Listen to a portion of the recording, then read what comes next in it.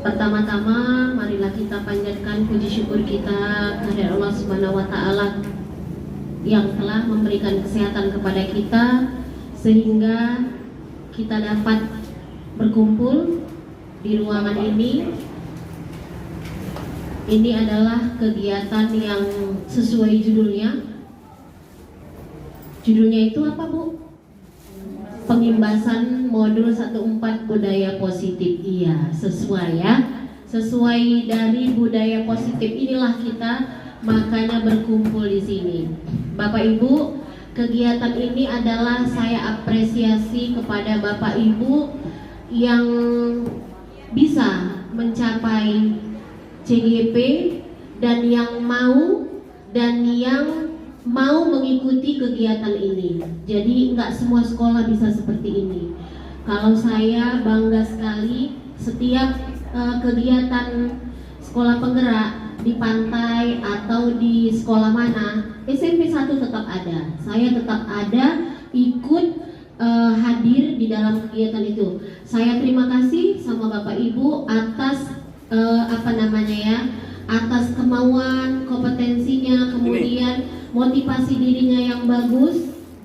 Saya berharap ada lagi ke depannya karena ini memang tidak ada uangnya, ya. Uangnya nggak sebanding ini dengan capeknya. Tapi ketika kita bertemu banyak orang, kita terpancing, nah, kita termotivasi, gitu. Ketemu sama orang Nias, ketemu sama pokoknya se-Indonesia kita ketemu, alhasil kita nggak pikir uang lagi. Padahal mereka Bapak Ibu ini udah nggak tidur. Bapak Ibu, jadi saya terima kasih Bapak Ibu mau mengikuti ini. Walaupun yang di depan ini adalah teman-teman Bapak Ibu, tapi yang namanya ilmu, siapapun mau umur berapapun, mau dia senior atau junior, berbagi itu hal yang indah. Nah, saya mohon Bapak Ibu ikutilah kegiatan ini dengan gembira, supaya Bapak Ibu yang di depan ini juga senang mengikuti CGP. Semoga tahun depan ada CGP yang lain. Saya buka kegiatan ini dengan membaca Al-Basmalah. Bismillahirrahmanirrahim. Assalamualaikum warahmatullahi wabarakatuh. Kesempatan yang diberikan kepada saya untuk dapat melakukan pengimbasan budaya positif di SMP Negeri 1 Perbaungan. Yang saya hormati Ibu Kepala Sekolah beserta Ibu Wakil Kepala Sekolah dan Bapak Ibu Guru SMP Negeri 1 Perbaungan. Di sini saya berdiri untuk membagi pemahaman saya tentang topik budaya positif dan belajar bagaimana melakukan seminar untuk pengimbasan budaya positif. Baiklah Bapak Ibu, sebelum masuk ke materi modul kita, marilah kita berdoa menurut agama dan kepercayaan kita masing-masing. Berdoa dimulai.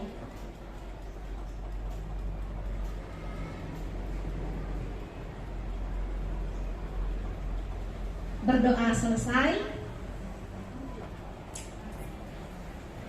Terima kasih Bapak Ibu. Di sini saya akan menyampaikan modul tentang pengimbasan budaya positif.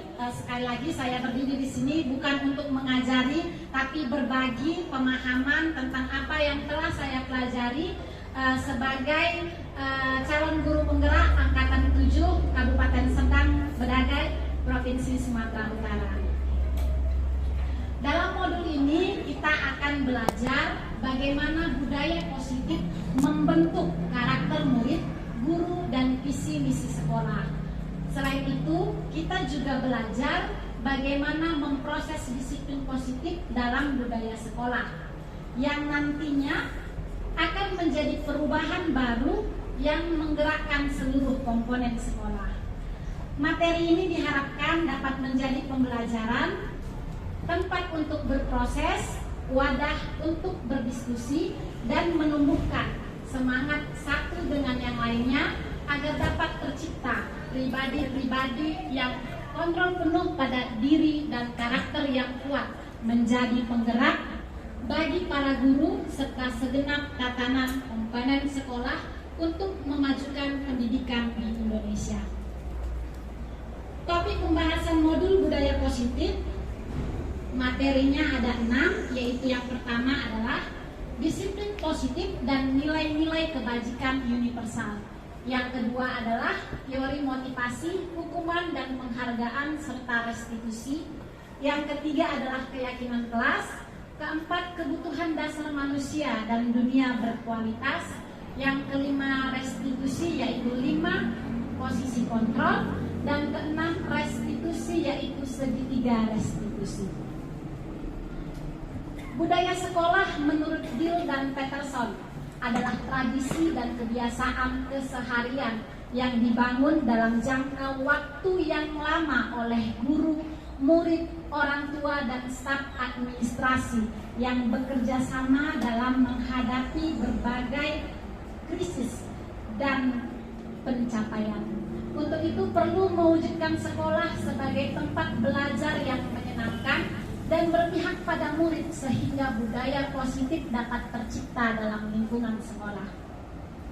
Budaya positif merupakan nilai-nilai, keyakinan-keyakinan, kebiasaan-kebiasaan di sekolah yang berpihak pada murid agar dapat berkembang menjadi pribadi yang kritis, penuh hormat dan bertanggung jawab.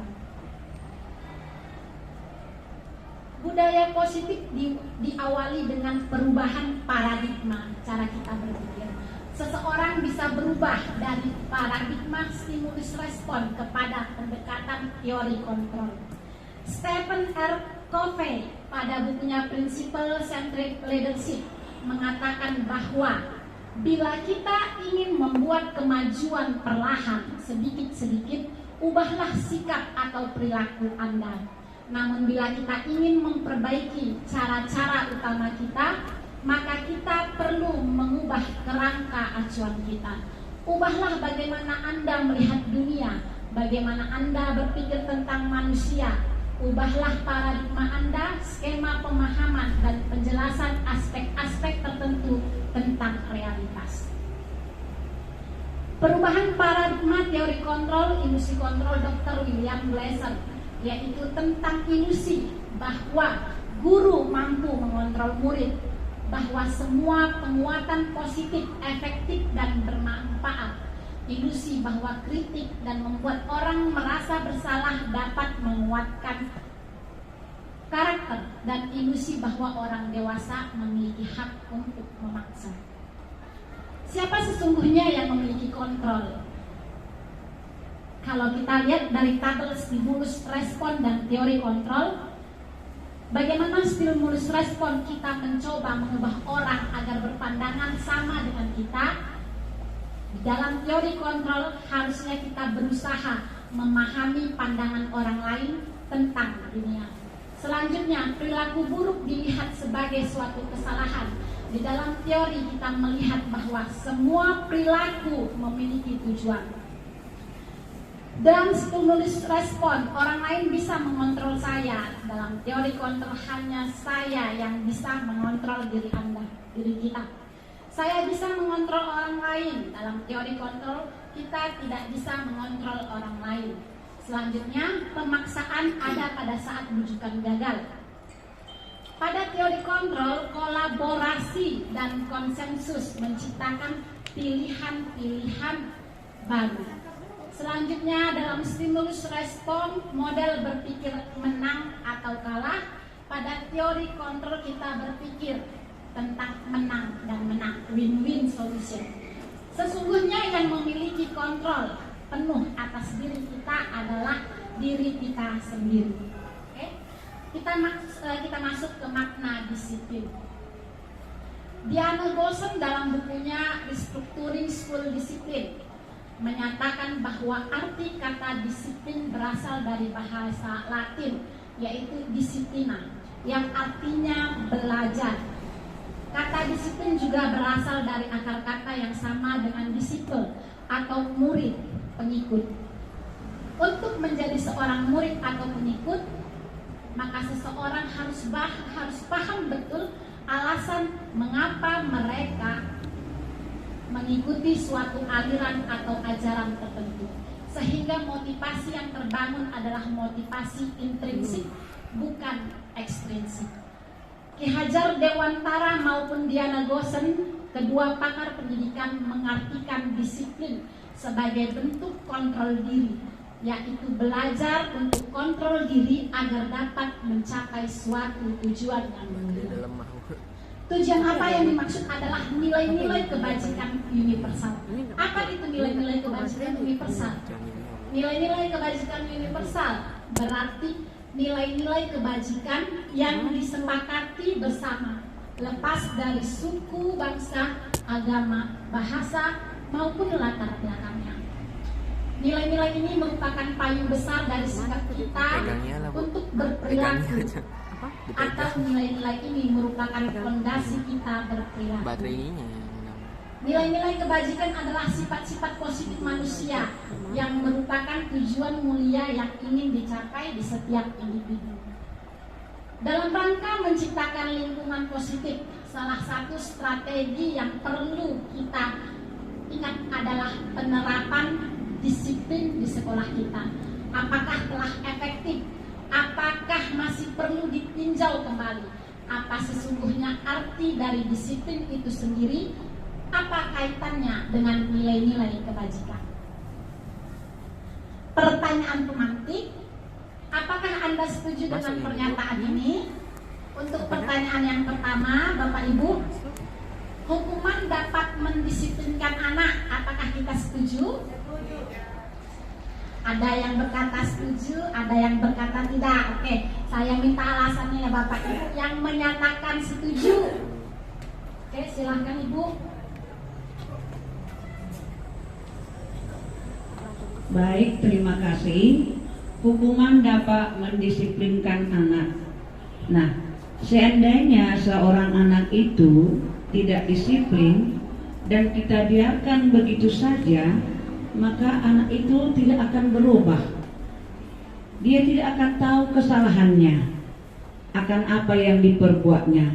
Jadi kalau kita berikan sesuatu hukuman bagi dia, dia bisa menyadari, oh ternyata saya salah, sehingga bisa dapat berubah dan dapat melaksanakan sesuai dengan disiplin yang sudah ditentukan.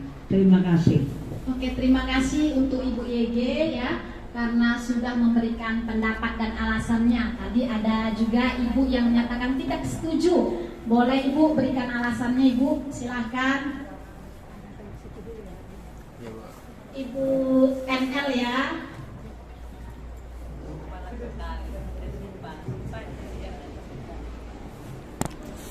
Hukuman dapat mendisiplinkan anak. Menurut saya tidak setuju dengan statement ini, karena kadang hukuman itu mungkin mendisiplinkan di awal, tapi setelah itu anak menjadi terbiasa dan menganggap hukuman itu tidak lagi sesuatu alat untuk mendisiplinkan, tetapi menganggap sepele, gitu ajanya. Jadi belum tentu itu merupakan bisa juga alat mendisiplinkan yang efektif untuk kedepannya. Tapi di awal mungkin bisa jadi, namun untuk kedepannya dan seterusnya sepertinya tidak efektif. Ya, terima kasih. Oke Ibu, terima kasih buat alasannya ya Ibu. Oke, kita lanjut ke pertanyaan yang kedua.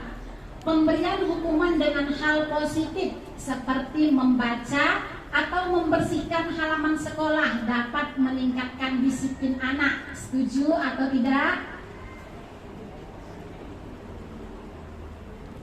Setuju? Pemberian hukuman dengan hal positif seperti membaca atau membersihkan halaman sekolah dapat meningkatkan disiplin anak. Setuju kita atau tidak Ibu? Oke, setuju? Tidak setuju. Oke Ibu Ika, boleh ya diberikan alasannya. Terima kasih Ibu. Tadi karya Bu karena nggak angkat. Pertanyaan kedua tadi pemberian hukuman mana dia?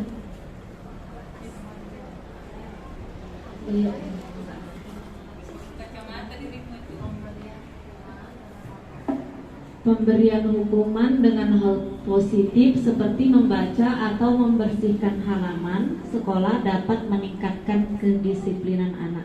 Menurut saya itu tidak ya. Nggak apa-apa gini ya Bu ya. Kenapa? Karena saya sebagai guru bimbingan konseling, apabila ada anak yang kita hukum dengan hanya membersihkan halaman, otomatis kan anak-anak itu senang hati karena dia tidak mengikuti pembelajaran. Sementara apabila dia di lapangan, siapa yang ingin mengontrol? Sementara gurunya di dalam kelas. Itu menurut saya, Ibu. Terima kasih. Ya baik Ibu Ika, terima kasih banyak buat alasannya. Kita kunci dulu ya jawabannya. Berikutnya, memberi penghargaan dapat meningkatkan motivasi belajar anak. Apakah kita setuju Bapak Ibu? Setuju? Oke, ayo Ibu RA, saya persilakan. Ya, terima kasih. Karena hal ini pernah saya lakukan dengan memberikan reward ya. Kemudian ya anak-anak itu merasa antusias ya, misalnya dengan tugas-tugas. Bu, saya sudah selesai. Bu, saya sudah siap ini, dan mereka ngumpul semua. Cuma apakah karena adanya reward itu saya tidak tahu juga, Bu. Oke Ibu, sepakat kita ya untuk nomor 3, memberi penghargaan dapat meningkatkan motivasi belajar anak. Inilah pemahaman kita saat ini. Baik. Kita lanjut ke disiplin positif. Disiplin positif merupakan pendekatan mendidik anak untuk melakukan kontrol diri dan pembentukan kepercayaan diri. Disiplin positif bertujuan untuk bekerja sama dengan murid dan tidak menentang mereka. Penekanannya adalah untuk membangun kekuatan murid daripada mengkritik kelemahan mereka dan menggunakan penguatan positif untuk mempromosikan perilaku yang baik. Selanjutnya, teori motivasi, hukuman, dan penghargaan serta restitusi.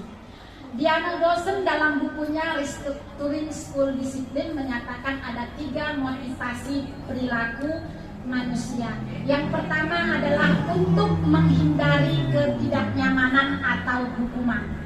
Berikutnya yang kedua, untuk mendapatkan imbalan atau penghargaan dari orang lain. Yang ketiga, untuk menjadi orang yang mereka inginkan dan menghargai diri sendiri dengan nilai-nilai yang mereka percayai. Kalau kita lihat tadi bahwa hukuman tentunya memang dapat memotivasi siswa untuk melakukan tindakannya, karena takut dihukum maka dia melakukan tugasnya. Berikutnya yang kedua, untuk mendapatkan imbalan atau penghargaan diri. Ini ya Bu RA, bahwa memang benar bahwa dengan memberikan reward atau imbalan hadiah dapat meningkatkan motivasi dalam peserta didik kita. Berikutnya yang ketiga, untuk menjadi orang yang mereka inginkan dan menghargai diri sendiri dengan nilai-nilai yang mereka percayai. Ternyata selain dari hukuman maupun imbalan, anak-anak kita dan manusia sendiri melakukan suatu tindakannya karena nilai-nilai yang sudah tertanam dalam dirinya. Nilai-nilai kebajikan universal yang tadi sudah kita bahas di awal. Tapi di sini bisa kita kelompokkan bahwa terdapat 2 motivasi, yaitu motivasi eksternal dan internal. Motivasi eksternal adalah motivasi karena menghindari hukuman dan mendapatkan imbalan. Motivasi ini baik, tapi tidak dapat bertahan lama, tidak mampu karena dia motivasinya dari luar. Yang terbaik adalah motivasi internal, karena dari dalam diri dia sendiri. Jadi kalau tidak ada hukuman ataupun imbalan, mereka akan tetap menjalankan tugas dan tanggung jawabnya karena sudah memiliki keyakinan dan nilai dalam dirinya sendiri. Berikutnya kita masuk ke hukuman dan konsekuensi. Dalam menjalankan peraturan ataupun keyakinan kelas ataupun sekolah, bila mana ada suatu pelanggaran, tentunya sesuatu harus terjadi. Untuk itu kita perlu meninjau ulang penegakan peraturan atau keyakinan kelas sekolah kita selama tindakan terhadap suatu pelanggaran pada umumnya berbentuk hukuman atau konsekuensi. Hukuman bersifat tidak terencana atau tiba-tiba. Anak atau murid tidak tahu apa yang akan terjadi dan tidak dilibatkan. Hukuman bersifat satu arah dari pihak guru yang memberikan, dan murid hanya menerima suatu hukuman tanpa melalui suatu kesepakatan atau pengarahan dari pihak guru, baik sebelum dan sesudahnya. Hukuman yang diberikan bisa berupa fisik maupun psikis. Murid anak disakiti oleh suatu perbuatan atau kata-kata. Ini sering kita lakukan ya Bapak Ibu, saya pribadi juga sebelum belajar topik ini saya sering sekali menghukum murid. Ini salah, kamu ini lakukan, sana. Seperti itu ya, kutip sampah, langsung tiba-tiba satu arah. Selanjutnya konsekuensi, disiplin dalam bentuk konsekuensi.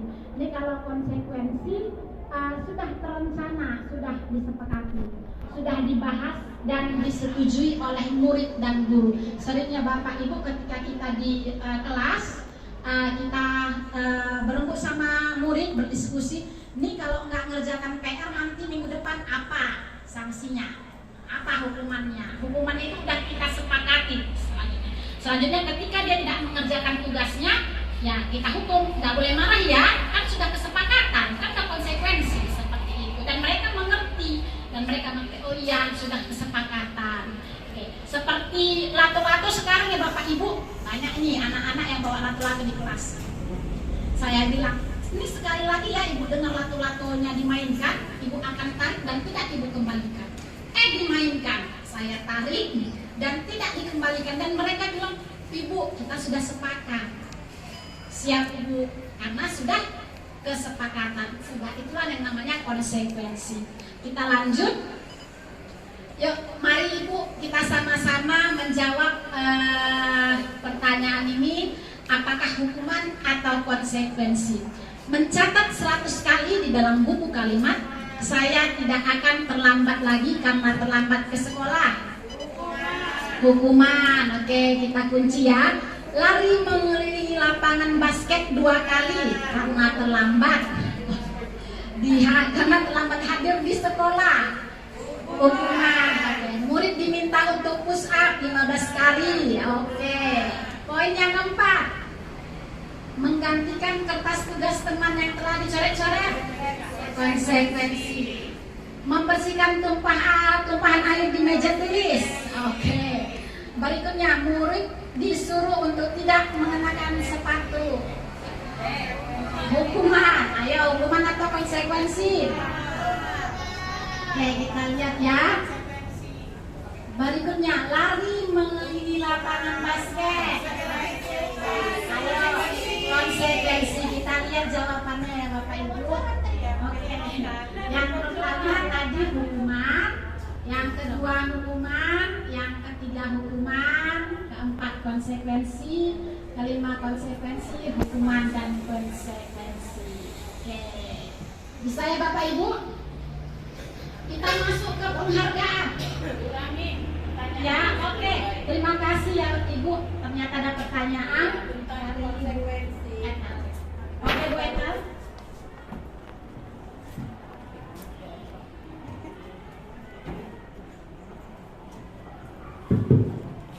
Terima kasih Ibu Hani. Saya ingin bertanya tentang konsekuensi. Di tata tertib sekolah itu siswa kita dilarang membawa handphone. Siapa yang membawa handphone, handphonenya akan diambil, nanti dikembalikan saat tamat sekolah, itu ya peraturan yang ada. Kenyataannya di lapangan diambil seperti tadi yang dikatakan Ibu Kepala Sekolah. Kita bisa melihat kanan kiri kita. Berarti konsekuensi yang kita buat tidak berjalan. Itu bagaimana Bu? Terima kasih. Terima kasih Bu NL untuk pertanyaannya bersama tentang penegakan aturan di sekolah kita. Ini padahal ini sudah konsekuensi kesepakatan yang sudah dibangun oleh pihak sekolah dengan murid bahkan orang tua siswa. Tapi ternyata pada realitanya tetap saja handphone itu berarti kita ada saja dikembalikan mengingat hal-hal alasan-alasan tertentu. Kembali lagi ya Bapak Ibu, ada kebutuhan, ada teori kebutuhan nanti akan kita bahas, dan untuk saat ini bagaimana konsekuensi itu kita tidak jalankan ya ketika kita mengembalikan memang ternyata kita tidak konsekuen dengan aturan kita. Lepas dari situ kepentingan, kebutuhan adalah hal yang utama. Jadi perlu kita gali ke dalam mengapa anak tersebut membawa HP. Nah, bagaimana nantinya dengan orang tua yang memberikan alasan, apakah sama alasan anak ini membawa HP dengan alasan orang tuanya? Mana tahu ya Bapak Ibu, ketika tempat rumahnya jauh, jadi mereka membutuhkan alat komunikasi untuk menghubungi orang tuanya karena bisa saja pulang lebih awal atau mungkin dia sakit, tidak sakit di sekolah. Jadi bagaimana cara dia menghubungi orang tuanya? Mungkin saja orang tuanya juga menyatakan silahkan dibawa agar bisa menghubungi orang tuanya. Tapi kedepannya mungkin kita harus lebih lagi tegaslah dalam konsekuensi, dalam melaksanakan aturan kita agar konsekuensi itu dapat berjalan dengan baik. Tapi nanti ada tahapannya Ibu, ternyata konsekuensi itu bukanlah hal yang terbaik. Karena itu nanti kita akan belajar tentang restitusi. Oke Ibu NL. Oke, terima kasih Bu. Selanjutnya kita ada lagi pertanyaan lain. Kita lanjut ya. Kita masuk ke penghargaan. Yang ketiga hukuman, keempat konsekuensi, kelima konsekuensi, hukuman dan konsekuensi. Oke, bisa ya Bapak Ibu? Kita masuk ke penghargaan. Ya, oke. Terima kasih ya Ibu. Ternyata ada pertanyaan dari konsekuensi. Oke Bu Etel.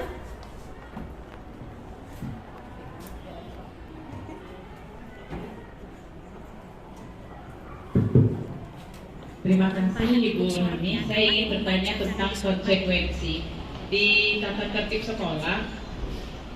Itu siswa kita dilarang membawa handphone. Siapa yang membawa handphone, handphonenya akan diambil, nanti dikembalikan saat tamat sekolah, itu ya peraturan yang ada.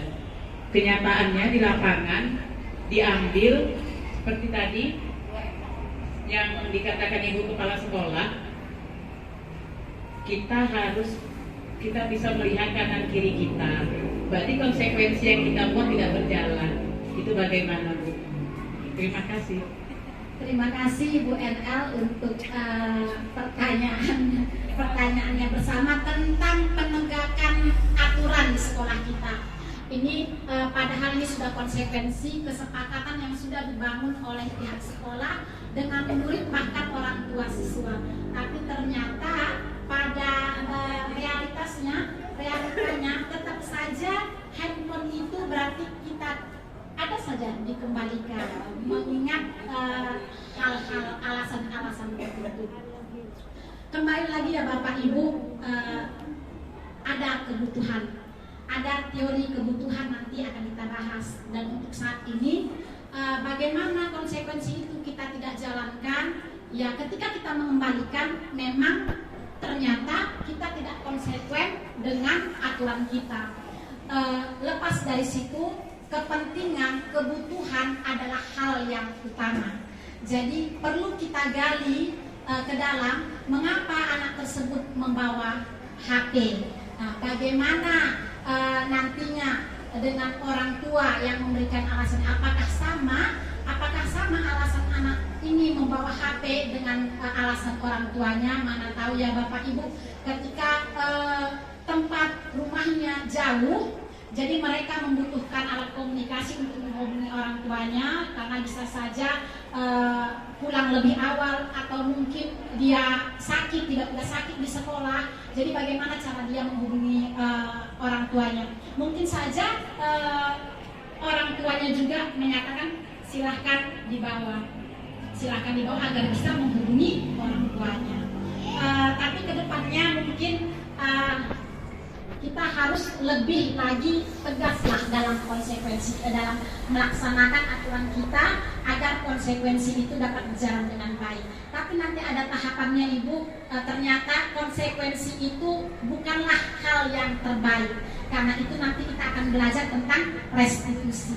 Oke Ibu NL? Oke, terima kasih Bu. Selanjutnya kita ada lagi pertanyaan yang lain? Kita lanjut ya. Kita masuk ke penghargaan. Suatu penghargaan adalah suatu benda atau peristiwa yang diinginkan, yang dibuat dengan persyaratan. Hanya jika Anda melakukan hal ini, maka Anda akan mendapatkan penghargaan yang Anda inginkan. Jika kita memberikan seseorang suatu penghargaan untuk melakukan sesuatu, maka kita harus terus-menerus memberikan penghargaan itu jika kita ingin orang tersebut meneruskan perilaku yang kita inginkan. Ketika kita memberikan penghargaan, nih kalau kamu maju ke depan nanti Ibu kasih pulpen, nanti ke depannya ayolah Bu, pulpen. Dan ketika tidak diberi pulpen, buktinya tak dikasih pulpen. Jadi motivasi ekstrinsipnya tadi ya tidak bertahan lama karena hanya motivasi dari luar. Menurut Alpikon dihukum oleh penghargaan. Ternyata penghargaan tersebut merupakan penghukuman. Saat kita berulang kali menjanjikan hadiah kepada anak-anak agar berperilaku bertanggung jawab, atau kepada seorang murid agar mempelajari sesuatu yang baru, atau kepada seseorang karyawan agar melakukan pekerjaan yang berkualitas, kita sedang berasumsi mereka tidak dapat melakukannya atau mereka tidak akan memilih untuk melakukannya. Pola pikir kita sudah salah. Ini harus dikasih ini, makanya dia mau kerja. Padahal tidak seperti itu.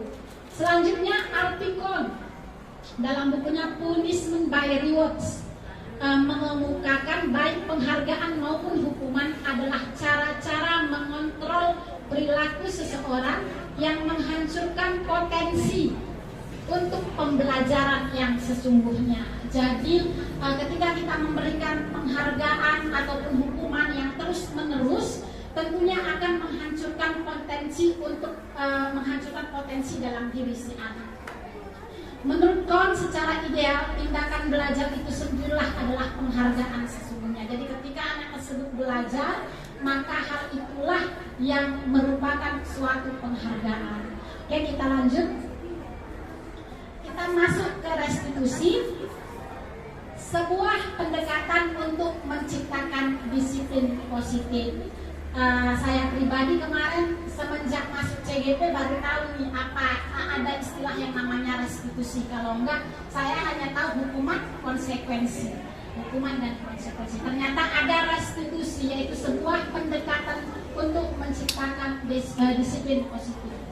Restitusi adalah proses menciptakan kondisi bagi murid untuk memperbaiki kesalahan mereka sehingga mereka bisa kembali pada kelompok mereka dengan karakter yang lebih kuat. Jadi ketika anak melakukan kesalahan, dia bukan terpuruk atau jatuh ke dalam kesalahannya, tapi dia setelah direstitusi maka dia akan menjadi pribadi yang lebih kuat.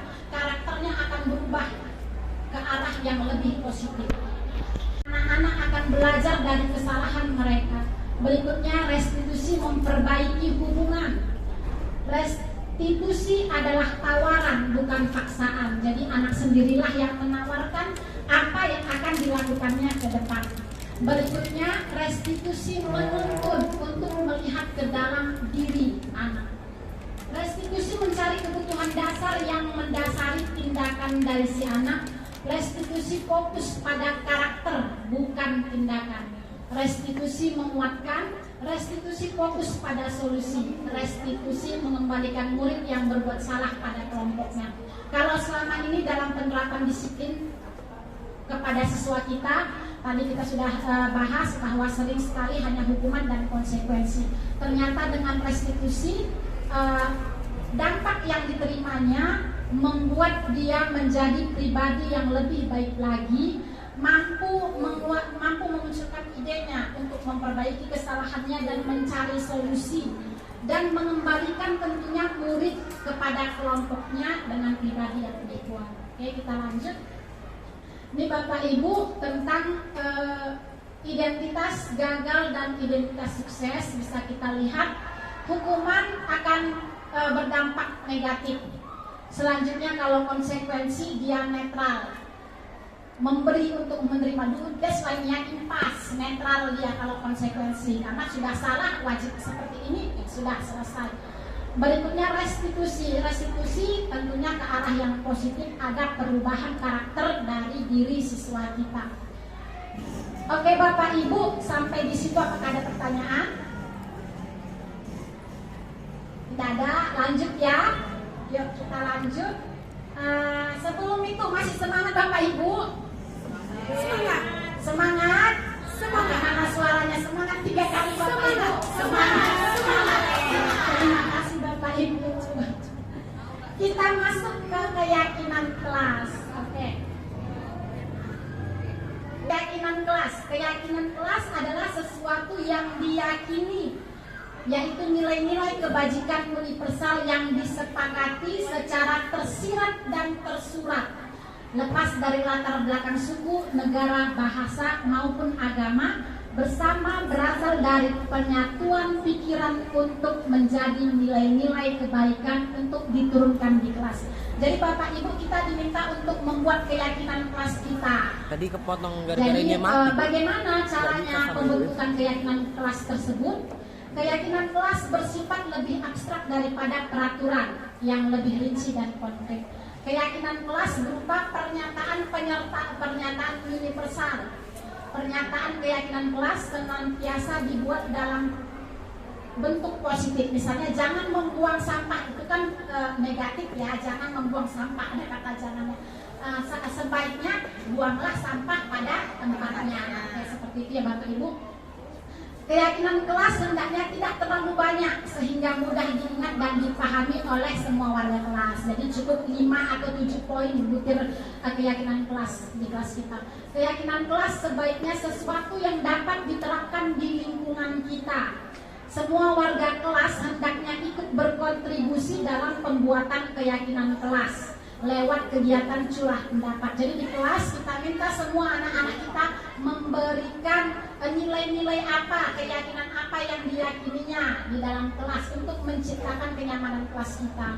Jadi setelah kita melakukan curah pendapat, maka kita akan pilih-pilih, karena maka akan kita pilih, kita satukan yang mana ini yang misalnya tentang kebersihan. Pasti tentunya anak-anak nanti ada yang pendapatnya hampir sama, jadi kita kelompokkan, sehingga setelah kita kelompokkan poin-poinnya kan tentu akan lebih sedikit. Setelah itu kita tinjau kembali keyakinan kelas tersebut dari waktu ke waktu. Jadi keyakinan kelas mungkin bisa kita ubah, kita tambahin nanti ke depannya, tidak bersifat permanen ya Bapak Ibu. Oke, kita lanjut tentang bagaimana pengaruh keyakinan kelas, peraturan kelas, lingkungan positif, budaya positif. Ini dia intinya dari keyakinan kelas, yaitu keyakinan tadi merupakan nilai-nilai universal, nilai-nilai kebajikan. Selanjutnya masuk ke peraturan kelas, menciptakan lingkungan positif sehingga menjadi budaya positif di sekolah kita. Oke Bapak Ibu, kita lanjut. Di sini ada kebutuhan dasar manusia dan dunia berkualitas. Ternyata seluruh tindakan manusia memiliki tujuan tertentu. Semua yang kita lakukan adalah usaha terbaik kita untuk mendapatkan apa yang kita inginkan. Ketika kita mendapatkan apa yang kita inginkan, sebetulnya itu kita sedang memenuhi satu atau lebih dari satu kebutuhan dasar kita. Kebutuhan dasar manusia yang pertama adalah kebutuhan bertahan hidup. Kebutuhan bertahan hidup adalah survival ya Ibu, adalah kebutuhan yang bersifat fisiologis untuk bertahan hidup. Misalnya kesehatan, rumah, dan makan. Kalau ini memang kebutuhan pokok kita ya Bapak Ibu, jadi mau tidak mau ini memang harus terpenuhi dan jadi poin pertama dalam dalam kebutuhan dasar manusia, dalam kehidupan manusia. Berikutnya ada kasih sayang dan rasa diterima. Ini kebutuhan untuk diterima. Kebutuhan ini dan 3 kebutuhan berikutnya yaitu penguasaan, kebebasan, dan kesenangan merupakan kebutuhan psikologis. Kalau tadi kebutuhan bertahan hidup fisiologis, kalau ini psikologis. Kebutuhan kasih sayang ini meliputi kebutuhan akan hubungan dan koneksi sosial, kebutuhan untuk memberi dan menerima kasih sayang, dan kebutuhan untuk merasa menjadi bagian suatu kelompok. Berikutnya ada kebutuhan penguasaan, kebutuhan pengakuan atas kemampuan. Kebutuhan ini berhubungan dengan kekuatan untuk mencapai sesuatu, menjadi kompeten, menjadi terampil atau prestasi dan keterampilan kita. Didengarkan dan memiliki rasa harga diri.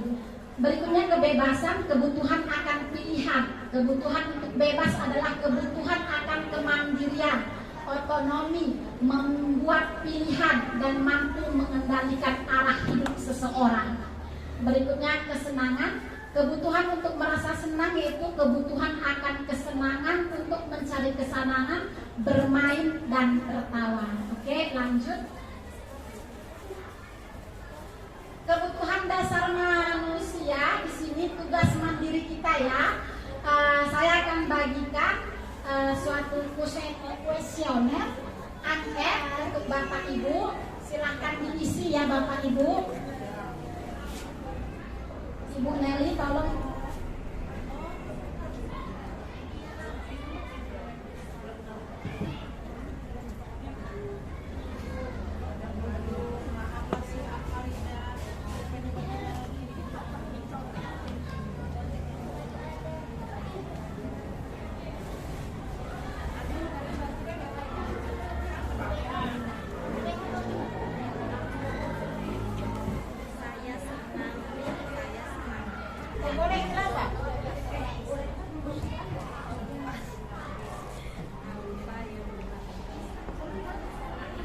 Oke Bapak Ibu, sudah ada kuesioner kita, ada soalnya 1 sampai 40.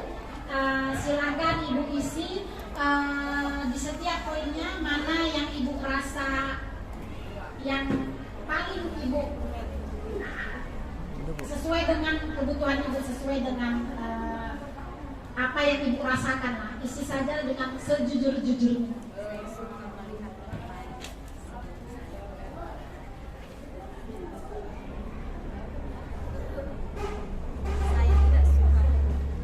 Menit cukup ya Bapak Ibu.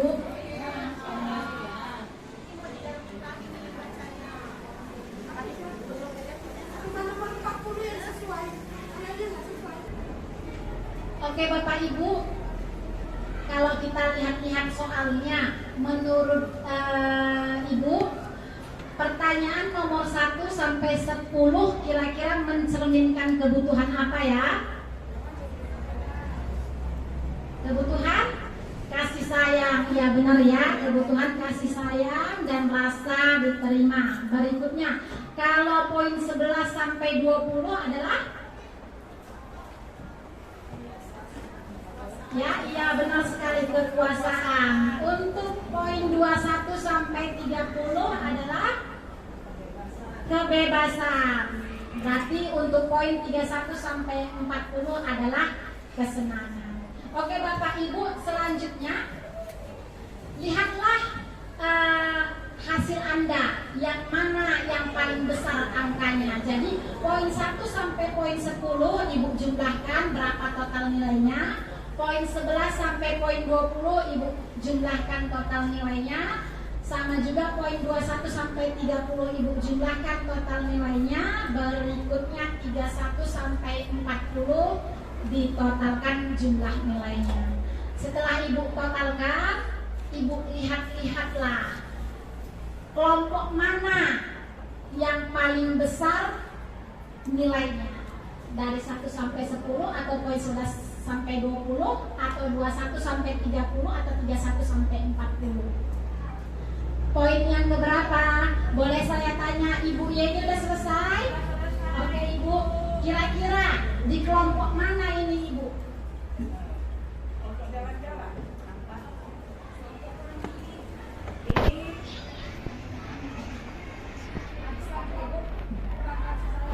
Apa nih yang paling besar di kelompok perkosa? Kelompok KCC.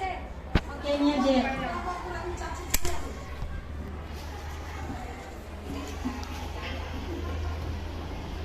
Dari hasil yang saya buat bahwa yang jumlah dari 1 sampai 10 adalah 42, itu yang paling tinggi, dan juga 31 sama 40 itu sama tingginya. Poin Ibu di poin kelompok 1 dan kelompok 4 sama ya, iya, 42 jumlahnya. Ternyata kalau kita lihat kebutuhan dasar yang ada dalam diri Ibu adalah kasih sayang dan rasa diterima serta kesenangan. Oke, itu untuk Bu Yege. Ayo, ada yang lain? Ada yang lain Bapak Ibu yang ingin memberikan hasil dari pengisian kuesionernya? Ibu RA? Kalau saya lihat setelah saya lingkari dari hasil kuesioner ini, yang paling dominan itu dengan jumlah 42 adalah dari nomor apa? Mengenai kebebasan. Oke. Kemudian yang kedua kesenangan. Baru kesenangan. Jadi saya butuh kebebasan dan kesenangan. Ya, terima kasih Ibu RA. Ada Ibu yang lain, Bu NR? Halo. Ibu NR, silakan. Oke, terima kasih. Kalau saya sepertinya lebih dominan di kesenangan. Lebih dominan ke kesenangan. Nanti kita lihat ya Bapak Ibu.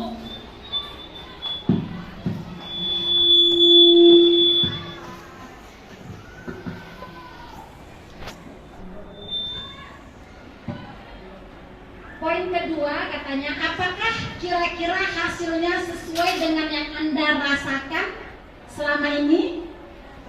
Apakah sesuai Ibu YG, Ibu RA, Ibu NR?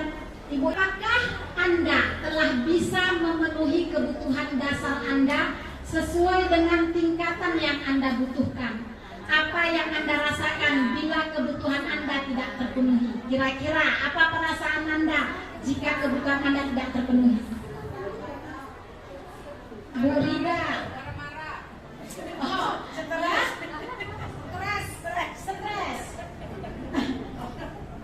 Ibu Rida.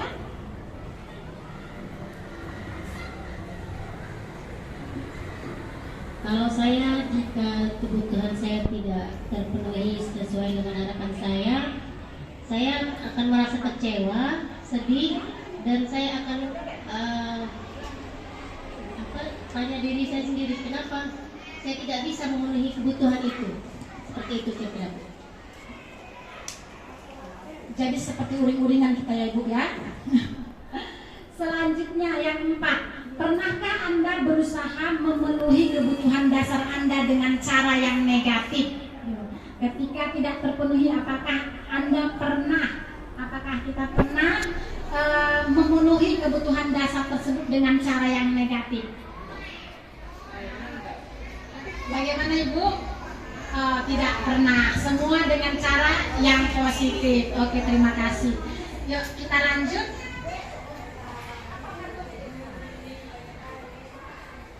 Dunia berkualitas. Dunia berkualitas adalah tempat khusus dalam pikiran kita. Tempat kita menyimpan gambaran representase dari semua yang kita inginkan. Bisa berisi orang-orang, hal-hal dan apa saja yang terbaik dalam hidup kita, dan membuat kita merasa bahagia dan terpenuhi kebutuhan dasar hidup kita. Jadi masing-masing setiap orang mempunyai dunia yang berkualitas dalam pikirannya, berisi tentang orang-orang ataupun benda-benda ataupun kejadian-kejadian di dalam pikirannya. Sama seperti murid kita murid kita juga mempunyai gambaran dunia berkualitas mereka. Tentunya sebagai guru kita ingin mereka memasukkan hal-hal yang bermakna dan nilai-nilai kebajikan yang hakiki ke dalam dunia berkualitas mereka. Jadi perlu kita tanamkan nilai-nilai keyakinan yang nilai-nilai kebajikan universal dalam diri anak kita ke dalam dunia berkualitas mereka. Bila guru dapat membangun interaksi yang memberdayakan dan memerdekakan murid, maka murid akan meletakkan dirinya sendiri sebagai individu yang positif dalam dunia berkualitas karena mereka menghargai nilai-nilai kebajikan. Baik Bapak Ibu guru, sampai di sini ada pertanyaan?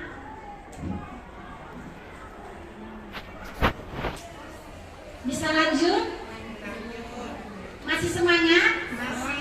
Kita buat ice breathing sedikit ya. Oke, silakan. Boleh tetap pada posisinya. Kita hanya mau fokus aja ya. Ketika saya sebutkan gajah, kalau gajah berarti besar. Jadi ketika saya sebutkan gajah, ibu bilang kecil. Oke, lawan kata ya. Jadi biasanya kalau gajah semut ya, kalau semut kecil. Berarti ketika saya sebutkan semut, berarti harus besar. Oke, kita ulang, kita lakukan ya Bapak Ibu. Yuk, sekarang saya bilang gajah. Bus. Oke. Semut. Gajah, gajah. Oke, ternyata semangat sekali ya. Oke, ya sekali lagi ya. Semut. Oke, gajah. Semut gajah. Oke, masih semangat? Semangat. Yuk, mari kita kasih aplaus untuk semua.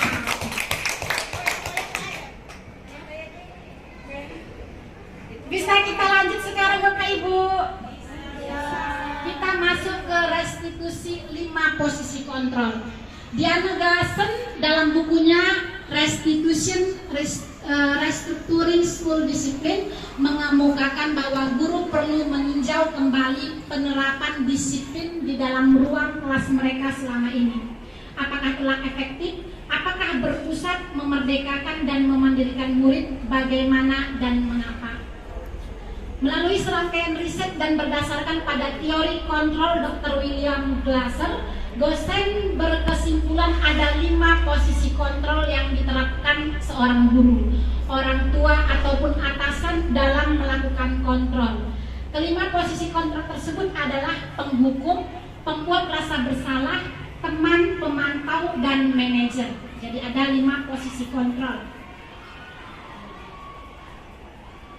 Contoh peragaan yang dikutip dari Yayasan Pendidikan Luhur 2007, di mana ada seorang murid yang melanggar suatu peraturan sekolah. Selanjutnya ada dialog antara seorang guru dengan murid tersebut, serta bagaimana guru tersebut menjalankan disiplin dengan menggunakan kelima posisi kontrol untuk kasus yang sama, yaitu Adi yang terlambat hadir di sekolah.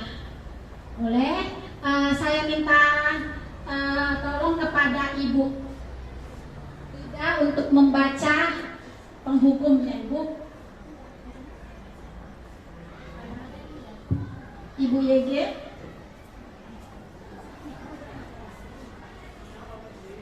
Penghukum yaitu bahagia tubuh,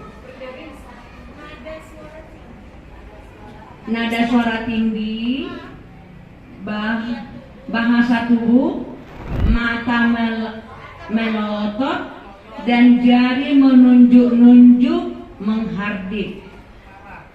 Terlambat lagi, pasti terlambat lagi. Diperhatikan. Terlambat lagi, pasti terlambat lagi, selalu datang terlambat. Tidak tepat waktu. Tanyakan kepada diri Anda, bagaimana perasaan perasaan murid bila guru berbicara seperti itu pada saat muridnya datang terlambat? Terima kasih buat Ibu YG ya. Di sini tadi ciri-ciri penghubung di mana nada suara tinggi dan lain seterusnya. Bisa dibaca ya Bapak Ibu. Hasilnya kemungkinan murid marah dan mendendam atau bersifat agresif. Bisa jadi sesudah kembali duduk, murid tersebut akan mencoret-coret bukunya atau meja tulisnya. Lebih buruk lagi, sepulang sekolah, murid melihat motor atau mobil Bapak Ibu guru akan menggores kendaraan tersebut. Ini kalau sudah parah ya. Selanjutnya ada pembuat merasa bersalah. Di pembuat merasa bersalah ini gurunya nada suaranya agak memelas, halus, sedih, bahasa tubuh merapat pada anak dan lesu. Oke, lanjut. Berikutnya ada posisi teman. Kalau di posisi teman, nada suara ramah, akrab dan bercanda. Bahasa tubuh merapat pada murid. Hasilnya murid akan merasa senang dan akrab dengan guru tersebut. Tapi ini termasuk dampak yang positif. Hanya saja sisi negatifnya, murid tersebut hanya fokus ke satu guru tersebut yang mereka sukai. Berikutnya kalau pemantau, di sini nada suara datar, bahasa tubuh yang formal. Guru, adik, tahukah kamu jam berapa kita memulai? Maka guru menanyakan tentang keyakinan-keyakinan, peraturan-peraturan yang di sekolah. Hasilnya murid memahami konsekuensi yang harus dijalankan karena sudah melanggar aturannya. Berikutnya manajer. Di sini manajer nada suara tulus, bahasa tubuh tidak kaku, mendekat ke murid. Hasil dari posisi manajer, maka fokus ada pada murid, bukan untuk membahagiakan guru atau orang tua. Murid sudah mengetahui adanya suatu masalah dan mengembalikan tanggung jawab pada murid untuk mencari jalan keluar permasalahannya, tentu dengan bimbingan guru.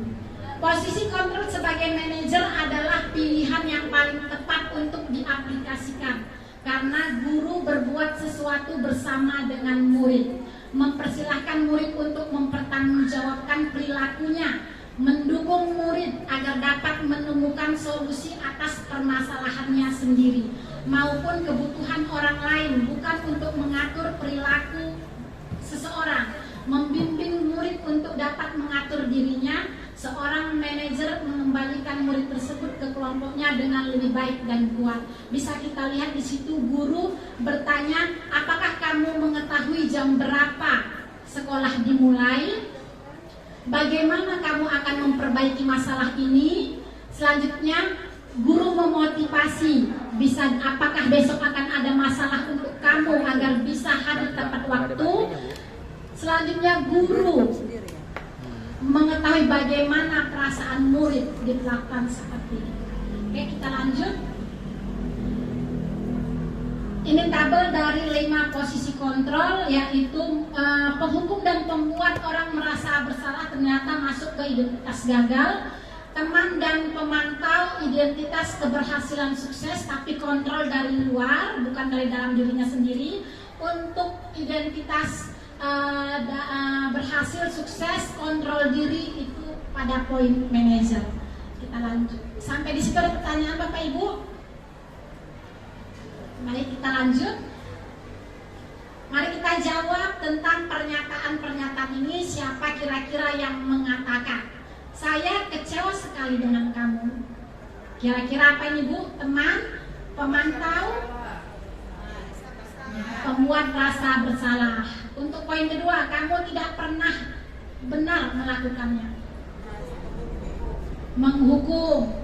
Berikutnya, ayolah lakukan demi ibu bapak. Apakah kamu mau mendapatkan stiker bintang hari ini? Ayo, manajer, pemantau, pembuat rasa bersalah, pemantau, kita kunci ya. Kamu selalu yang paling terakhir. Yang mana? Oh, Berikutnya, bagaimana kamu bisa menyelesaikan masalah ini? Oh, manajer. Berikutnya, kamu selalu yang paling terakhir. Penghukum. Kita lihat ya Bapak Ibu. Oke, ini dia jawabannya. Oke, benar semua sudah. Kita lanjut ya. Dengan posisi kontrol sebagai manajer, diharapkan semua murid dengan sadar dan atas dorongan dari dalam hatinya untuk melaksanakan disiplin positif dalam semua aspek kehidupan sehingga menjadi pelajar yang berprofil Pancasila, yaitu beriman bertakwa kepada Tuhan Yang Maha Esa dan berakhlak mulia, mandiri, bergotong royong, berkebinekaan global, bernalar kritis dan kreatif.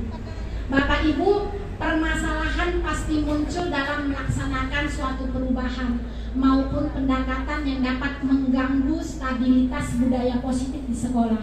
Untuk itu perlu pemahaman tentang cara dalam mengatasi permasalahan tersebut dengan menggunakan restitusi. Restitusi yang dapat membantu murid menjadi lebih baik, memiliki tujuan, dan memulihkan dirinya setelah berbuat salah. Penekanannya bukanlah pada bagaimana berperilaku untuk menyenangkan orang lain atau menghindari ketidaknyamanan, namun tujuannya adalah menjadi orang yang menghargai nilai-nilai kebajikan yang mereka percayai. Sebelumnya kita telah belajar tentang teori kontrol bahwa pada dasarnya kita memiliki motivasi intrinsik. Melalui restitusi, ketika murid berbuat salah, guru akan menanggapi dengan cara yang memungkinkan murid untuk membuat evaluasi internal tentang apa yang dapat mereka lakukan untuk memperbaiki kesalahan mereka dan mendapatkan kembali harga dirinya. Selanjutnya, restitusi segitiga restitusi. Diane Gassen dalam bukunya Restitusi merancang sebuah tahapan untuk memudahkan para guru dan orang tua dalam melakukan proses untuk menyiapkan anaknya untuk melakukan restitusi, bernama segitiga restitusi. Proses 3 tahapan tersebut didasarkan pada prinsip-prinsip utama dan teori kontrol. Yang pertama adalah menstabilkan identitas. Langkah kedua adalah validasi tindakan yang salah. Langkah ketiga adalah menanyakan keyakinan. Di sini teori kontrolnya ketika menstabilkan identitas adalah kita semua akan melakukan hal yang terbaik yang bisa kita lakukan. Untuk teori kontrol yang kedua, semua perilaku memiliki alasan, dan menanyakan keyakinan, kita semua memiliki motivasi internal, nilai-nilai yang kita yakini di dalam hidup kita. Berikut menstabilkan identitas. Langkah yang bisa kita lakukan adalah berbuat salah itu tidak apa-apa. Ketika ada murid yang melanggar aturan, maka kita seorang guru dalam melakukan restitusi segitiga, kita perlu menstabilkan identitasnya dengan cara apa? Buatlah dia nyaman terlebih dahulu dengan mengatakan apa? Ya, berbuat salah itu tidak apa-apa. Tidak ada manusia yang sempurna. Saya juga pernah melakukan kesalahan. Jadi kita membawa dunia kita ke dunia siswa. Jadi dia merasa, oh iya. Jadi dia tidak merasa terpuruk akan kesalahannya. Selanjutnya, setelah dia merasa sadar, oh dia sudah paham, maka kita validasi tindakan yang salah. Kamu bisa saja melakukan hal yang lebih buruk dari ini. Kamu pasti punya alasan mengapa melakukan ini. Kamu patut bangga pada dirimu sendiri karena kamu telah melindungi sesuatu yang penting buat kamu.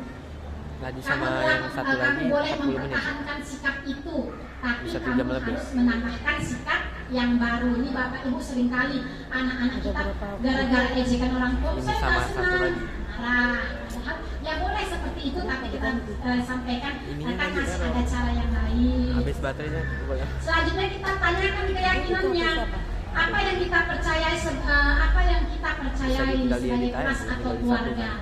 Apa nilai-nilai umum yang kita telah sepakati? Apa bayangan kita tentang kelas yang ideal? Kamu mau jadi orang seperti apa? Jadi kita tanyakan ke siswa tersebut. apa nilai yang kamu yakini tentang nilai-nilai kebajikan universal? Misalnya menghargai orang lain, Ibu, menghormati orang lain. Nah, benar nggak? Ya, seperti itu ya Bapak Ibu. Oke, kita lanjut. Ini ada kasus ya Bu, Bapak Ibu. Di sini saya akan memberikan soal lagi, boleh dibaca, tapi saya kalau susah untuk dibaca, saya bagikan lagi untuk Ibu kerjakan. Boleh dilihat, saya bacakan kasusnya. Ibu Dani sedang menjelaskan pelajaran bahasa Inggris di papan tulis. Namun beliau memperhatikan bahwa Fajar malah tidur-tiduran dan tampak acuh tak acuh pada pelajarannya. Fajar,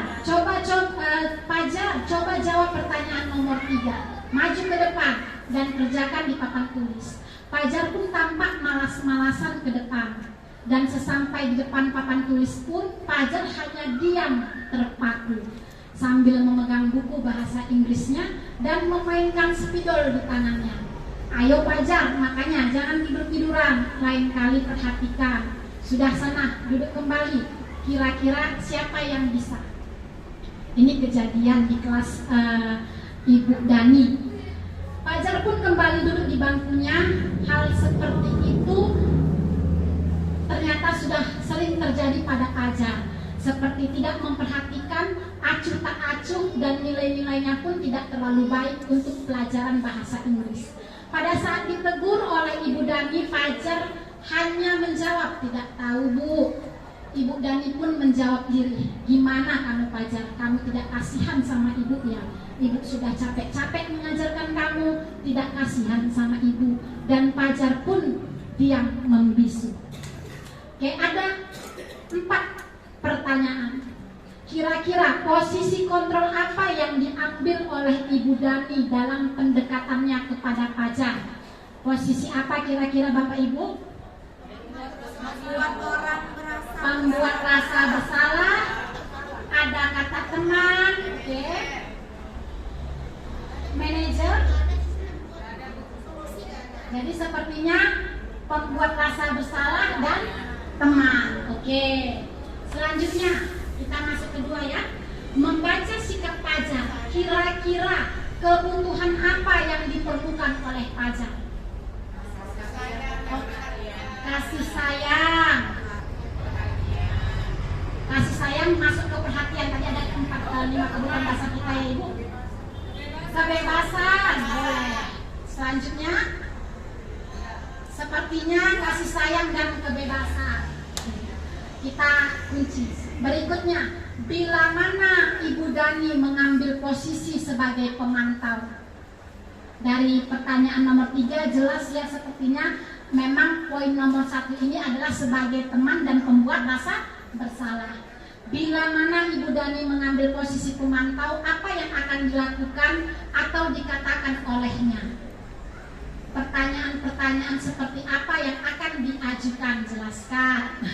Yuk, kira-kira kalau seandainya Ibu Dani mengambil posisi pemantau, kalau pemantau tadi, kira-kira, iya benar ya Bu ya, sudah ada data kita. Ini kamu sudah berulang-ulang kali ada data yang dipegang kita. Sudah kita pantau bahwa kejadian ini terus berulang kali. Selanjutnya Ibu kita sampaikan bahwa tindakannya itu sudah berulang kali. Kalau pemantau apalagi?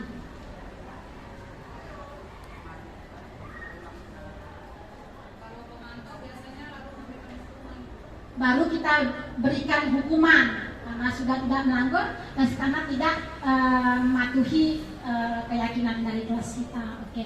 Selanjutnya poin 4, apabila Anda adalah kepala sekolah di sekolah Fajar dan mengetahui hal ini, bagaimana tindak lanjut Anda? Ayo, yang apabila Anda adalah kepala sekolah, ayo Bapak Ibu, kira-kira Bu Enien, jika Anda kepala sekolah, kira-kira ayo Bu.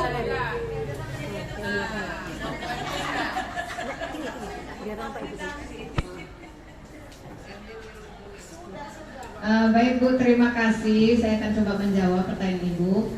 Seandainya saya menjadi kepala sekolah, menemui murid yang seperti ini, kalau ada tadi yang Ibu katakan restitusi, mungkin itu yang akan saya lakukan. Berarti saya memposisikan diri saya sebagai manajer.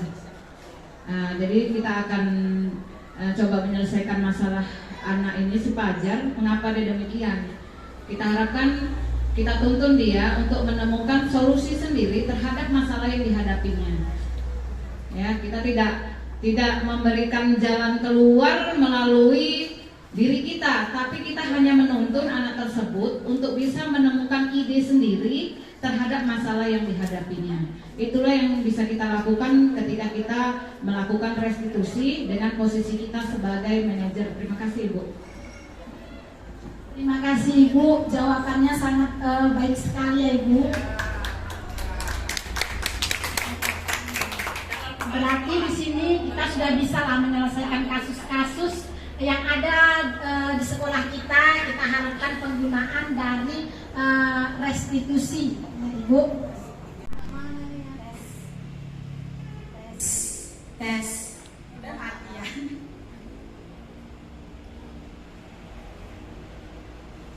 Oke Bapak Ibu, tadi kita sudah bahas tentang topik-topik di budaya positif. Maka di sini saya akan berbagi aksi nyata yang saya lakukan adalah menumbuh kembangkan nilai kebajikan, tanggung jawab, dan saling menghargai, menghormati. Mengajak semua pemangku kepentingan untuk melestarikan nilai-nilai kebajikan yang sudah baik dan membenahi yang kurang baik, terutama dalam mengimplementasikan posisi kontrol menjadi manajer dan segitiga restitusi. Di sini langkah awal yang saya lakukan adalah pembentukan keyakinan atau kesepakatan kelas, di mana bisa kita lihat di videonya. Saya mengajak semua siswa untuk melakukan curah pendapat tentang keyakinan nilai-nilai yang sudah dipahami mereka dalam diri mereka. Jadi saya mengajak siswa satu persatu menuliskan nilai-nilai keyakinan apa yang ingin mereka terapkan di kelas. Jadi satu-satu siswa saya suruh maju ke depan kelas untuk menulis keyakinan yang mereka yakini. Sehingga terdapatlah kesepakatan kelas yang kami pilih, yaitu bertanggung jawab, saling menghargai atau empati, saling menghormati, toleransi, jujur, sopan santun, dan membuang sampah pada tempatnya. Budaya positif selanjutnya yang saya lakukan adalah dengan melakukan segitiga restitusi untuk menangani kasus disiplin positif kepada anak didik. Di sini saya mengambil tentunya posisi sebagai manajer. Di sini kasusnya adalah Okta yang beberapa kali tidak melakukan piket kelas. Berikutnya Bapak, Ibu bisa dilihat ada refleksi dari anak didik kita, di mana peserta didik menyatakan bahwa dia merasa dihargai karena pada saat melakukan kesalahan dia tidak dimarahi, tidak dibentak. Sebaliknya dia merasa dirinya dilayani, dia merasa tidak disudutkan, sehingga dia merasa diajak untuk berpikir kritis untuk mencari solusi. Berikutnya Bapak Ibu, di sini juga saya menerapkan tutor sebaya di dalam kelas. Jadi saya meminta kepada anak didik yang sudah mengalami ketuntasan yang terlebih dahulu untuk membantu teman-temannya, untuk mengajari teman-temannya, merefleksikanlah pemahamannya kepada teman-temannya. Bisa dilihat berikutnya ada refleksi mereka saat menjadi tutor sebaya, baik yang menjadi tutor maupun teman yang sudah diajari oleh temannya. Berikutnya ini penerapan budaya positif di SMP Negeri 1 Perbaungan yang selama ini sudah ada, yaitu budaya 5S, ada pendalaman Alkitab, ada yasinan, berdoa sebelum belajar, Jumat bersih, literasi, berdoa sebelum pulang. Kita masuk ke kesimpulan. Dengan restitusi, ketika murid berbuat salah, guru akan menuntun murid untuk membuat evaluasi internal tentang apa yang dapat mereka lakukan untuk memperbaiki kesalahan mereka dan mendapatkan kembali harga diri mereka. Semua tindakan tersebut adalah berpihak kepada murid, berpusat kepada murid sebagai cerminan budaya positif. Pembiasaan dan kekonsistenan bagi seluruh warga sekolah akan mewujudkan visi sekolah yang akan melahirkan generasi emas pelajar profil Pancasila. Sekian pemaparan dari materi saya ucapkan banyak terima kasih atas waktu dan perhatian Bapak Ibu guru dalam mengikuti pemaparan pembahasan budaya positif saya. Semoga Tuhan Yang Maha Esa membalas kebaikan dari Bapak Ibu semuanya. Terima kasih. Dan sebelum penutupan, marilah kita berdoa untuk mengambil hikmah dari pemaparan materi kita. Marilah kita berdoa menurut agama dan kepercayaan kita masing-masing. Berdoa dimulai.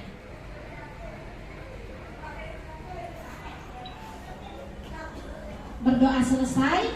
Assalamualaikum warahmatullahi wabarakatuh. Selamat sore dan salam sejahtera untuk kita semua. Pada kesempatan yang saya hormati, para dewan guru yang berhadir dan seluruh CGP pada sore hari ini. Pada kesempatan ini, saya mewakili seluruh guru-guru dan peserta seminar budaya positif mengucapkan terima kasih kepada Pak Guru CGP yang telah memaparkan, mempresentasikan budaya positif yang sangat bermanfaat untuk kita semua. Semoga nantinya dapat kita laksanakan di sekolah kita tercinta ini.